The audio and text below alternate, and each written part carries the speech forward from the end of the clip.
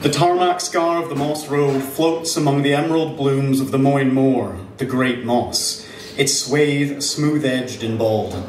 Its strangeness is its straightness. Where the River Ad twists and coils on its course, the moss road yields to nothing. The low dry stone dikes along the road's flanks, ever lapped by the salt bog, make a Pyrrhic stand against it. One day they will fail in their singular duty. Sodden green tendrils, the vanguard of the great moss, seep through the dike's gaps, steadily reclaiming this abrupt boundary. Where farms adjoin the Moyne Moor, the division between the two worlds is sudden, tectonic. This negotiation, won for a while by the farms through force, has now entered into a watchful truce. Given time and the slightest lapse in the plough's vigilance, the moss will always triumph. It is Kilmartin's anti-hero, strangling life from some things while passing the gift of it to others. 5,000 years ago, the first farmers of Kilmartin Glen cleared the native forests of birch, hazel, oak and elm, which sprouted atop the land's rich limestone bed. In doing so, they lent an unwitting hand to the moss, allowing it to fold these newly waterlogged edges into itself and subtly expand as a deep-drawn breath. The people of the moss raised standing stones 10 feet tall, just beyond the limits of its porous grasp, certain that a border had been fixed. They felt at home enough to entrust their dead to the soils of its fringes. A watch was kept on higher ground. 10,000 years ago, the glacial waters of Loch Awe swelled and burst, surging southwest to Crinan. A fluvial terrace was left in its wake all along the eastern flank of the glen. Upon this crest, the Neolithic and early Bronze Age people of the moss raised a henge, the only one of its kind known in Argyll. They carved a deer into the inner chamber of Dunshraggy Cairn, a long-lost herd only rediscovered by chance in 2021. Like parents content to read on the beach while their children wander into the surf, emboldened by curiosity, these terrace stones watched over the great moss from more certain heights.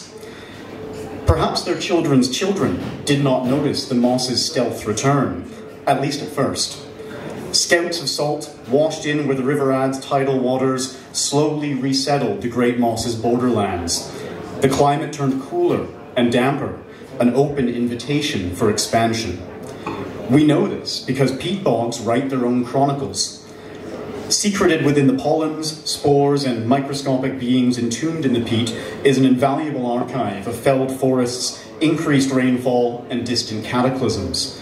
When the still active Icelandic volcano Hekla erupted 32 centuries ago, ash blown across the North Atlantic fell on Scotland's shores and entered into this record. With this groundwork laid, the Moyne Moor crept beyond its once fixed boundaries. The standing stones, once so tall and proud, were devoured by the moss until only their very tops gasped above the surface, skerries in a sea of peat. The dead, given to the once firm ground, were absorbed among sphagnum sponges, out of reach from any who remembered them. The moss forgives past transgressions, but does not forget them. The same cannot be said for us. The 18th and 19th centuries brought the vengeance of improvement to the great moss. The Moss Road was one late prong of this campaign, spanning both the Crinan Canal and the Lower Ad, where the river joins Loch Crinan. The road sprints northwards for over 2 miles before taking the slightest bend. Moving along its length creates a thrilling spatial distortion, familiar to anyone who has travelled the broad, flat places of the earth, of quickly covering ground while seeming to get no closer to the horizon. In such places, the eye yearns for a fixed point to measure itself against. Look to the east, across the singed golden vastness, and you will find one. Danad, citadel of memory. Have you ever raced a hill fort? My first experience of Kilmartin Glen was oriented around Danad, a place whose subtlety in the landscape belies its importance. I had read just enough so that it was not a total abstraction, but not so much to know what to expect. Vague impressions of an inaugural footprint upon a stone shoulder rising from the moss had begun to form in my imagination, but nothing more.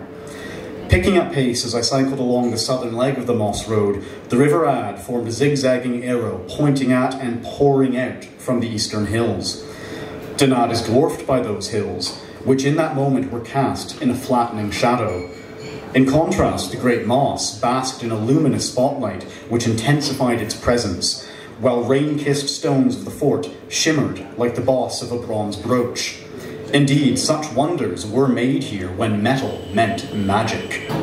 The race was on.